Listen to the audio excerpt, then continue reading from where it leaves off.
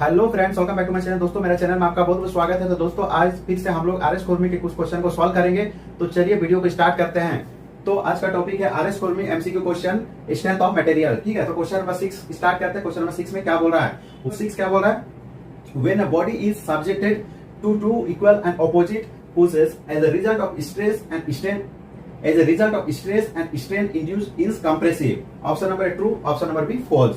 तो दोस्तों, क्वेश्चन में क्या बोल रहा है कि अगर कोई बॉडी है, अगर मान लीजिए बॉडी है, ठीक है, बॉडी पे हम क्या कर रहे हैं? Two equal and opposite forces apply कर रहे हैं। ठीक है, कोई बॉडी है, बॉडी पे क्या लग रहा है? Two equal and opposite forces. तो बॉडी क्या होगा? मेरा जो बॉडी में जो स्ट्रेस एंड स्ट्रेस इंड्यूस होगा वो कंप्रेसिव होगा। स्टेटमेंट ट्रू या फॉल्स है। ठीक है, तो दोस्तों, जब भी हम किसी बॉडी पे क्या करेंगे? पुश करेंगे, तो बॉडी का क्या होगा? लेंथ जो है क्या होगा? डिक्रीज करेगा। ठीक है, लेंथ जो है डिक्रीज करेगा।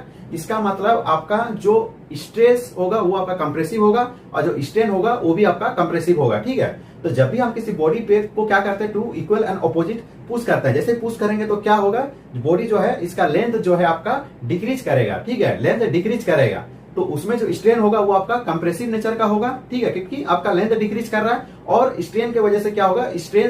जो स्ट्रेस इंड्यूस होगा वो भी आपका कंप्रेसिव होगा। ठीक है, तो इसका सही आंसर क्या है? ट्रू है। ठीक है, जो स्टेटमेंट है ये क्या है? आपका ट्रू है। फॉर एग्जांपल, मान लीजिए ये क्या है? कोई बॉडी है, मान लीजिए कोई ये बॉडी है, इस पे हम क्या कर रहे हैं? दोनों डायरेक्शन पे टू इक्वल जो है forces two equal and opposite, मतलब दोनों ऑपोजिट में हम क्या कर रहे हैं? टू इक्वल फोर्स अप्लाई कर रहे हैं। फोर्सेस का मतलब कि उसको हम क्या कर रहे हैं? कंप्रेस कर रहे हैं। कंप्रेस करेंगे तो क्या होगा? इसका जो कंप्रेस करेंगे तो क्या होगा? इसका जो लेंथ होगा वो आपका डिक्रीज करेगा। ठीक है, ये लेंथ आपका क्या करेगा? लेंथ आपका जो है डिक्रीज करेगा। अगर इसका हम दूसरा डायग्राम बनाएंगे तो लेंथ आपका क्या हो गया? डिक्रीज हो गया। ठीक है, लेंथ आपका डिक्रीज हो गया। ठीक है, ये लेंथ क्या हो गया? आपका डिक्रीज कर गया। तो जो आपका स्ट्रेस होगा वो आपका क्या होगा? स्ट्रेस जो होगा आपका कंप्रेसिव। ठीक है, और स्ट्रेन भी क्या होगा? आपका कंप्रेसिव, क्योंकि इसमें लेंथ आपका डिक्रीज होगा। ठीक है, इस पे आपका लेंथ डिक्रीज हो रहा, तो क्या होगा? जो स्ट्रेस होगा आपका कंप्रेसिव होगा और जो स्ट्रेन होगा आपका कंप्रेसिव होगा। ठीक है, तो स्टेटमेंट ए करेक्ट है। ठीक है, करेक्ट आंसर ऑप्शन ए। ठीक है, तो इसका आंसर हो जाएगा ऑप्शन ए। अभी क्वेश्चन नंबर 7 को हम लोग देखते हैं। When a body is subjected to two equal and opposite pulls, as a result of which the body tends to extend its length, the stress and strain induced is option number A compressive stress, tensile strain, option number B tensile stress, compressive strain, option number C tensile stress, tensile strain, option number D compressive stress and compressive strain। ठीक है, तो दोस्तों, पहला जो question था उसमें क्या था कि बॉडी को हम जो बॉडी पे जो आपका फोर्स सब्जेक्टेड हो रहा है वो आपका क्या हो रहा है? कि पुश कर रहा है। बॉडी को हम क्या कर रहे हैं? पुश कर रहे हैं, यानी कंप्रेस हो रहा है, बॉडी कंप्रेस होगा। इसका ऑपोजिट अगर हम बॉडी को हम क्या कर रहे हैं? इसको पुल कर रहे हैं। मान लीजिए बॉडी को हम क्या कर रहे हैं? पुल कर रहे हैं। तो बॉडी को पुल करेंगे तो क्या होगा? इसका लेंथ इंक्रीज होगा।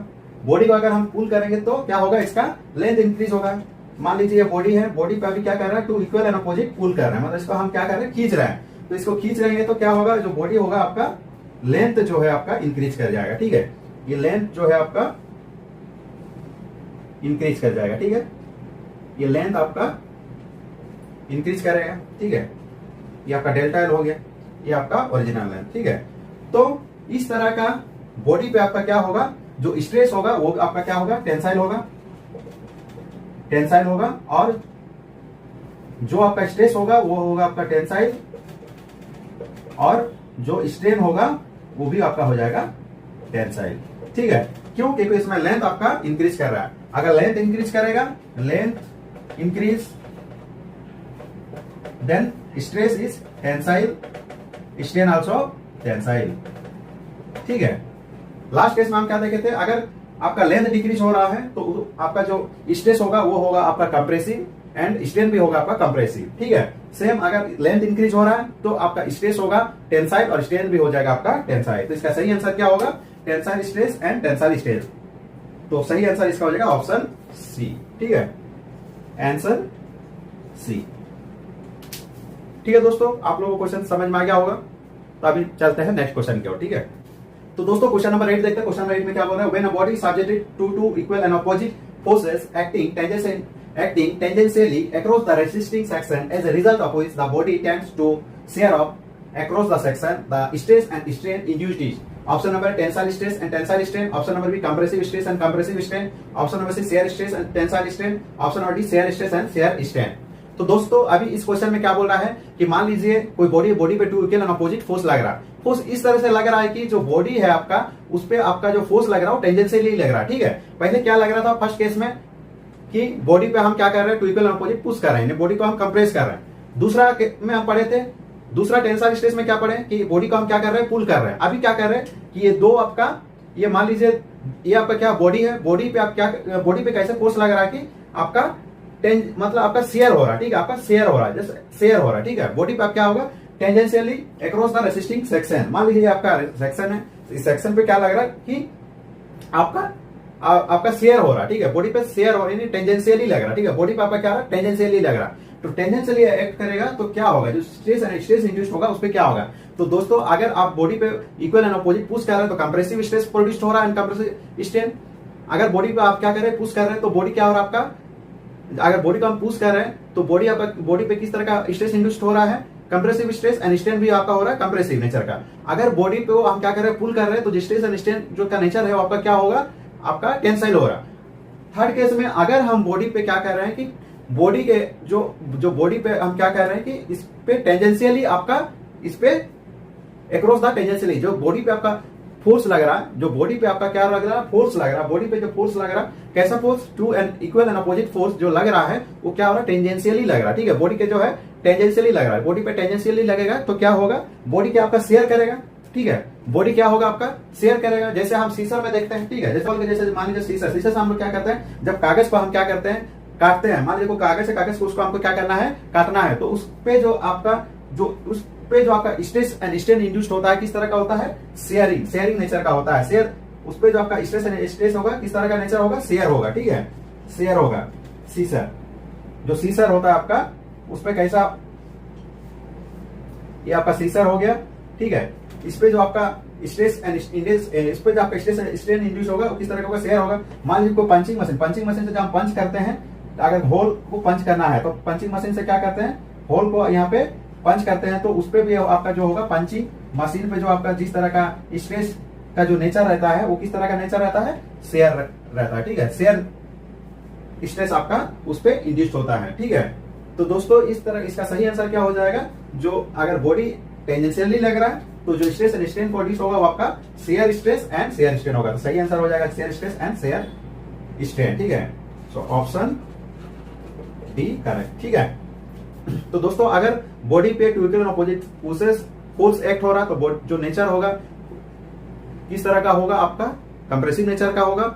अगर आपका बॉडी पे पुल लग रहा है तो जो स्ट्रेस और स्ट्रेन होगा वो होगा आपका टेंसाइल, और अगर बॉडी पे टेंजेंशियली एक्ट हो रहा है तो जो स्ट्रेस एंड स्ट्रेन इंड्यूस्ड होगा वो आपका शेयर नेचर का रहेगा, ठीक है। तो क्वेश्चन नंबर 1 आप लोग समझ लिए होंगे। तो दोस्तों अभी क्वेश्चन नंबर 9 देखते हैं। तो क्वेश्चन नंबर 9 क्या बोल रहा है, which of the following is a proper sequence, ठीक है। जो ऑप्शन दिया हुआ है इसमें से कौन सा जो है प्रॉपर सीक्वेंस पे आपका है, ठीक है, उसी को हम लोग को फाइंड आउट करना है। तो ऑप्शन नंबर ए में क्या बोल रहा है, proportional limit, elastic limit, yielding. Option number क्या बोल रहा है, ऑप्शन नंबर ए में क्या है, प्रोपोर्शनल लिमिट, उसके बाद इलास्टिक लिमिट, उसके बाद यील्डिंग, उसके बाद फेलियर। ऑप्शन नंबर बी में elastic limit, proportional limit, yielding, उसके बाद फेलियर। ऑप्शन नंबर बी क्या बोल रहा है, elastic limit, proportional limit, yielding, option number B क्या बोल रहा है, elastic limit, proportional limit, yielding and failure. Option C में yielding, proportional limit, elastic limit, failure. Option number D none of ever, ठीक है। तो दोस्तों इस क्वेश्चन को समझने के लिए हम लोग को क्या करना पड़ेगा कि जो माइल्ड स्टील, मान लीजिए कोई माइल्ड स्टील का क्या है स्पेसिमेन लेते हैं, उसको हम लोग क्या करते हैं, जो यूनिवर्सल टेस्टिंग मशीन पे हम लोग क्या करते हैं, टेंसाइल टेस्ट करते हैं, ठीक है। जो यूनिवर्सल टेस्टिंग मशीन होता है दोस्तों कुछ इस तरह का होता है कि मान लीजिए ये आपका स्पेसिमेन है और ये आपका यूनिवर्सल टेस्टिंग मशीन का क्या है, मान लीजिए ये आपका यूनिवर्सल टेस्टिंग मशीन है, ठीक है। ये आपका यूटीएम यूनिवर्सल टेस्टिंग मशीन है। इस पे हम क्या कर रहे हैं, माइल्ड स्टील का कोई स्पेसिमेन दिया है, इस पे हम क्या कर रहे हैं, टेंसाइल टेस्ट कर रहे हैं। इस पे हम क्या कर रहे हैं कि कंटिन्यूअसली जो है इस पे लोड डालते जाएंगे, तो ये क्या करेगा, दोनों तरफ से इसको क्या करेगा, पुल करने की कोशिश करेगा, ठीक है। इधर से ये पुल करेगा और इधर से भी पुल करेगा, तो ये क्या होगा, धीरे धीरे आपका जो स्पेसिमेन का सबसे पहले स्पेसिमेन क्या होगा, जो लेंथ होगा इसका धीरे धीरे इंक्रीज होगा, इसका लेंथ जो है डिक्रीज करेगा और डायमीटर इसका जो है घटते जाएगा, ठीक है। ये डायमीटर ये आपका क्या होगा, लेंथ इंक्रीज करेगा और डायमीटर जो है आपका घटते जाएगा। ठीक है, डायमीटर आपका घटते जाएगा। ठीक है, एक टाइम ऐसा आएगा कि ये इस तरह से आपका बीच से ब्रेक कर जाएगा। ठीक है, यहां से आपका ब्रेक कर जाएगा। ठीक है, इसी का हम अगर स्ट्रेस स्ट्रेन डायग्राम देखते हैं तो कुछ इस तरह का होता है। ठीक है, इसका अगर हम स्ट्रेस स्ट्रेन डायग्राम देखेंगे दोस्तों तो इस तरह से होगा। ये आपका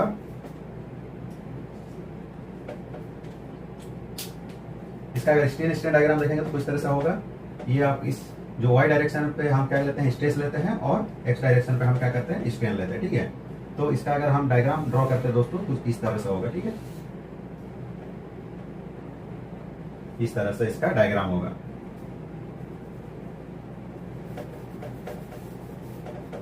तो अगर हम इसका स्ट्रेस स्ट्रेन डायग्राम लेंगे तो इसका जो डायग्राम बनेगा दोस्तों तो इस तरह से बनेगा। ठीक है, तो ये 0 मान लेते हैं। यहां से हम क्या करते हैं, ये आपका हो जाएगा A और ये हो जाएगा आपका B, ये C, ये D, ये हो जाएगा आपका E और यहां पे हम मानते हैं F। ठीक है, तो 0 से A जो हो गया, सबसे पहले ये क्या होगा, आपका प्रोपोर्शनल लिमिट आएगा। ठीक है, ये आपका हो गया प्रोपोर्शनल लिमिट, प्रोपोर्शनल लिमिट। उसके बाद यहां तक आपका क्या होगा, इलास्टिक लिमिट। 0 से B आपका हो जाएगा इलास्टिक लिमिट। ये हो गया आपका एल्डिंग, यहां से एल्डिंग होना स्टार्ट हो जाएगा। ठीक है, C एंड D क्या है, C आपका अपर यील्ड पॉइंट, ये आपका लोअर यील्ड पॉइंट। ये हो जाएगा आपका अल्टीमेट स्ट्रेस, अल्टीमेट स्ट्रेस, और यहाँ पे आपका फेलियर। ठीक है, ये हो गया आपका फेलियर। तो सबसे पहले हम क्या देखते हैं, प्रोपोर्शनल लिमिट। प्रोपोर्शनल लिमिट में क्या होता है आपका दोस्तों, प्रोपोर्शनल लिमिट जो होगा उस पे आपका स्ट्रेस डायरेक्टली प्रोपोर्शनल स्ट्रेन। ठीक है, दूसरा जो आपका इलास्टिक लिमिट होगा, इलास्टिक लिमिट में क्या होगा कि मान लीजिए उस पे हम फोर्स लगा रहे हैं, इस पे हम क्या कर रहे हैं, फोर्स हम लगा रहे हैं, उसको जैसे ही फोर्स आपको हटाएंगे तो फिर से जो है आपका बॉडी ओरिजिनल कंडीशन में आ जाएगा। तो कहां तक आएगा, वो आपका इलास्टिक लिमिट तक आएगा। तो इलास्टिक लिमिट हो गया आपका return when force remove body comes its original position. ठीक है, जैसे ही इलास्टिक लिमिट तक हम क्या करें, इलास्टिक लिमिट तक अगर हम फोर्स को रिमूव करेंगे तो आपका क्या हो जाएगा, बॉडी फिर से ओरिजिनल कंडीशन में आ जाएगा। उसके बाद बी से जैसे ही आपका बी के बाद बियॉन्ड बी क्या हो जाएगा, आपका प्लास्टिक, पूरा जो रीजन हो जाएगा वो आपका प्लास्टिक रीजन। प्लास्टिक रीजन में बॉडी जो है आपका ओरिजिनल कंडीशन पे नहीं आएगा, बॉडी आपका ओरिजिनल कंडीशन पे नहीं आएगा। सी और जो है दोस्तों, सी आपका है एल्डिंग पॉइंट। ठीक है, सी और डी आपका क्या है, एल्डिंग पॉइंट है। सी आपका अपर यील्ड पॉइंट और डी आपका lower yield point. Yield point पे क्या होगा आपका, उसके बाद यील्ड पॉइंट पे क्या होगा दोस्तों, स्ट्रेन जो है सडनली इंक्रीज होगा as compare to stress. Stress जो होगा यील्ड पॉइंट पे क्या होगा, स्ट्रेन आपका इंक्रीज करेगा, बहुत ही क्विकली के साथ इंक्रीज करेगा एज कंपेयर टू स्ट्रेस। ठीक है, उसके बाद ये क्या होगा, धीरे धीरे जो है आपका जो स्पेसिमेन है वो आपका क्या होगा, नेकिंग होना स्टार्ट हो जाएगा। यहाँ पे आपका मैक्सिमम अल्टीमेट स्ट्रेस क्या हो जाता है, आपका मैक्सिमम स्ट्रेस बॉडी आपका विथस्टैंड कर सकता है। मतलब मैक्सिमम स्ट्रेस जो है यहाँ, अल्टीमेट स्ट्रेस मतलब क्या है कि मैक्सिमम स्ट्रेस आपका बॉडी विथस्टैंड कर सकता है। उसके बाद अल्टीमेट स्ट्रेस जैसे ही बियॉन्ड जाएगा, बॉडी जो है नेकिंग होना स्टार्ट हो जाएगा, यानी बॉडी जो है आपका ब्रेकिंग होना या फ्रैक्चर होना स्टार्ट हो जाएगा। एफ जो है आपका फेलियर। एफ जैसे जैसे आएगा तब तक बॉडी जो है 2 टुकड़ा में डिवाइड हो जाएगा। ठीक है, आपका स्पेसिमेन क्या होगा, 2 टुकड़ा में आपका कुछ इस तरह से आपका जो है बॉडी जो है 2 टुकड़ा में जो है डिवाइड हो जाएगा। ठीक है, बॉडी आपका क्या होगा, फ्रैक्चर हो जाएगा। स्पेसिमेन आपका क्या होगा, फ्रैक्चर हो जाएगा। तो सबसे पहले क्या होगा, प्रोपोर्शनल लिमिट। प्रोपोर्शनल लिमिट में आप क्या होगा, स्ट्रेस डायरेक्टली प्रोपोर्शनल स्ट्रेन।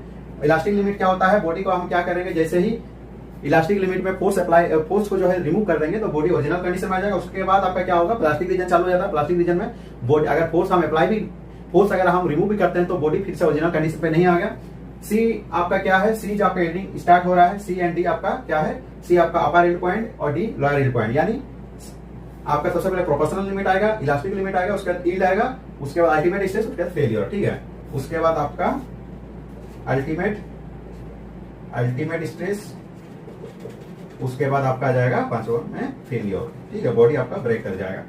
तो यहाँ पे हम लोग देखते हैं क्या क्या सीक्वेंस दिया हुआ है, proportional limit, elastic limit, एल्डिंग, failure. तो इसका अगर हम एक्चुअल इसका सीक्वेंस देखेंगे तो सबसे पहले प्रोपोर्शनल लिमिट करेक्ट है, उसके बाद आपका इलास्टिक लिमिट, उसके बाद यील्डिंग, उसके बाद फेलियर। तो proportional limit, elastic limit, yielding, failure, यानी ऑप्शन नंबर ए जो है आपका करेक्ट है। ठीक है, ऑप्शन नंबर ए करेक्ट है, ऑप्शन ए आंसर क्या हो जाएगा आपका, ऑप्शन ए। ठीक है, तो दोस्तों इसको आप लोग समझ लिए होंगे कि जो आपका stress and strain diagram, stress and strain diagram हम लोग अगर माइल्ड स्टील का लेते हैं तो उसपे जो सीक्वेंस होता है किस तरह का होगा फॉलो। सबसे पहले किस तरह का सीक्वेंस फॉलो होगा, सबसे पहले आपका प्रोपोर्शनल लिमिट आएगा जिसपे स्ट्रेस एंड स्ट्रेन जो है आपका डायरेक्टली प्रोपोर्शनल होगा। उसके बाद आपका इलास्टिक लिमिट होगा। इलास्टिक लिमिट में क्या होगा कि इलास्टिक लिमिट में आपका स्ट्रेन एंड स्ट्रेन जो है डायरेक्टली प्रोपोर्शनल नहीं हो सकता है, लेकिन उस पर क्या होगा अगर हम फोर्स रिमूव कर देंगे तो बॉडी फिर से ओरिजिनल कंडीशन पे आपका आ जाएगा। उसके बाद बियॉन्ड द इलास्टिक लिमिट आपका पूरा जो आपका एरिया रहेगा जो पूरा, उसके बाद बियॉन्ड द इलास्टिक लिमिट जो भी पोर्शन होगा उसके बाद आपका प्लास्टिक जो लिमिट में आ जाएगा। उसके बाद जो भी उस पे आपका इलास्टिक लिमिट के बाद बाकी जो भी पोर्शन रहेगा वो आपका प्लास्टिक लिमिट होगा। प्लास्टिक लिमिट में आपका यील्डिंग जो होगा, यील्डिंग मतलब प्लास्टिक लिमिट के बाद, मतलब इलास्टिक लिमिट के बाद क्या होगा, बॉडी आपका यील्डिंग होना चालू हो जाएगा। यील्डिंग होना चालू हो जाएगा तो इसमें 2 पॉइंट आता है माइल्ड स्टील केस में, एक होता है अपर यील्ड पॉइंट और lower yield point, upper yield point and lower yield point. इसमें क्या होगा कि स्ट्रेन आपका सडनली स्ट्रेन, इस पे क्या होगा आपका स्ट्रेन जो है क्विकली जो है इंक्रीज करेगा as compare to stress yielding में। उसके बाद आपका धीरे धीरे उसके बाद जैसे जैसे उस पर लोड बढ़ाते जाएंगे तो उसके बाद मैक्सिमम लोड कहां तक विथस्टैंड कर सकते हैं उस लिमिट को हम अल्टीमेट स्ट्रेस बोलेंगे। ठीक है, जहां तक अल्टीमेट स्ट्रेस क्या है आपका, वहां तक आपका बॉडी जो है मैक्सिमम विथस्टैंड कर सकता है मैक्सिमम लोड। उसके बाद वो लोड जो है आपका विथस्टैंड नहीं कर सकता है। उसके बाद आपका जो है बॉडी पे नेकिंग होना स्टार्ट हो जाता है, बॉडी फ्रैक्चर होना स्टार्ट हो जाता है, ब्रेकिंग होना हो जाता है और अल्टीमेटली एक पॉइंट आता है बॉडी जो है ब्रेक कर जाता है, बॉडी आपका फेलियर हो जाता है। तो सबसे तो इसका सीक्वेंस क्या होगा, इलास्टिक, इसका सीक्वेंस क्या हो जाएगा, प्रोपोर्शनल लिमिट, इलास्टिक लिमिट, उसके बाद आपका yielding, ultimate stress and failure. इसमें अल्टीमेट स्ट्रेस दिया नहीं हुआ है तो इस पे आपका चार जो है लिमिट, इस पे जो है आपका दिया हुआ है 4 सीक्वेंस दिया हुआ है। तो सबसे पहले प्रोपोर्शनल लिमिट यानी option number A, proportional limit, elastic limit, yielding, failure. ठीक है, आई होप दोस्तों आप लोगों को समझ में आ गया होगा क्वेश्चन नंबर 9। ठीक है, तो अभी देखते हैं नेक्स्ट क्वेश्चन हम लोग। दोस्तों क्वेश्चन नंबर 10, तो दोस्तों अभी हम लोग क्वेश्चन नंबर 10 देखते हैं। क्वेश्चन नंबर 10 क्या बोला था दोस्तों, क्वेश्चन नंबर 10 जो है काफी इंपॉर्टेंट है, ये बहुत सारे एग्जाम में जो आपके पूछे जाते हैं, तो इसको आप नोट करके लिख लीजिएगा, वेरी वेरी इंपॉर्टेंट। ठीक है, तो दोस्तों क्वेश्चन नंबर 10 क्या बोला, Hooke's law holds good up to, option है yielding point, option B elastic limit, option C plastic limit, option D breaking point. ठीक है, सबसे पहले इसका आंसर देखते हैं क्या होता है। ठीक है, तो हुक्स लॉ क्या बोलता है कि stress is directly proportional to strain. ठीक है, हुक्स लॉ क्या बोलता है, स्ट्रेस आपका directly proportional to strain up to किस लिमिट, प्रोपोर्शनल लिमिट। हम लोग जानते हैं प्रोपोर्शनल लिमिट जो होता है आपका स्ट्रेस जो है डायरेक्टली प्रोपोर्शनल होता है स्ट्रेन का, यानी Hooke's law goods up to जो है प्रोपोर्शनल लिमिट। ठीक है, किसी एग्जाम में, किसी जो एग्जाम में है आपका ऑप्शन दिया रहता है कि प्रोपोर्शनल लिमिट सही होगा या इलास्टिक लिमिट सही होगा। तो दोस्तों प्रोपोर्शनल लिमिट और इलास्टिक लिमिट दोनों ही सही है। ठीक है, प्रोपोर्शनल लिमिट और इलास्टिक लिमिट दोनों ही सही है। मान लीजिए अगर ऑप्शन प्रोपोर्शनल लिमिट नहीं है तो आप डायरेक्ट जो है इलास्टिक लिमिट उस पर आप टिक करके आ सकते हैं, और अगर आपका प्रोपोर्शनल लिमिट भी है, इलास्टिक लिमिट है, तो आप प्रोपोर्शनल लिमिट पे ही टिक करके आप प्रोपोर्शनल लिमिट पे आप टिक कर सकते हैं। ठीक है, वो डिपेंड करता है कि जो आप एग्जाम ले रहा है वो क्या आंसर सेट किया हुआ है। ठीक है, अगर प्रोपोर्शनल लिमिट इलास्टिक लिमिट है तो इसका सही आंसर होगा एक्चुअली प्रोपोर्शनल लिमिट। ठीक है, अगर मान लीजिए प्रोपोर्शनल लिमिट नहीं है, इलास्टिक लिमिट है, तो आप उसका आंसर इलास्टिक लिमिट मार के आ सकते हैं। ठीक है, तो Hooke's law goods up to proportional limit. Hooke's law क्या बोलता है, stress is directly proportional to strain. ठीक है, stress is directly proportional to strain. ये आपका जो माइल्ड स्टील का हम देखे थे स्ट्रेस एंड स्ट्रेन डायग्राम। ठीक है, माइल्ड स्टील का जो हम देखे थे स्ट्रेस स्ट्रेन डायग्राम, तो इस तरह का देखे थे। ठीक है, तो प्रोपोर्शनल लिमिट क्या होता है आपका, यहाँ था प्रोपोर्शनल लिमिट और उसके जस्ट बगल में आपका प्रोपोर्शनल लिमिट आपका रहता था। जो प्रोपोर्शनल लिमिट होता था उस पर क्या होता है, स्ट्रेस जो है डायरेक्टली प्रोपोर्शनल स्ट्रेन, यानी हुक्स लॉ जो आपका होल्ड्स गुड अप टू क्या होगा, प्रोपोर्शनल लिमिट। ठीक है, प्रोपोर्शनल लिमिट, और आप इलास्टिक लिमिट में भी आंसर इसका सही होगा। ठीक है, किसी बुक में आपका holds up to elastic limit लिखता है, किसी बुक में प्रोपोर्शनल लिमिट होता है। तो proportional limit actually stress is directly proportional to strain होता है।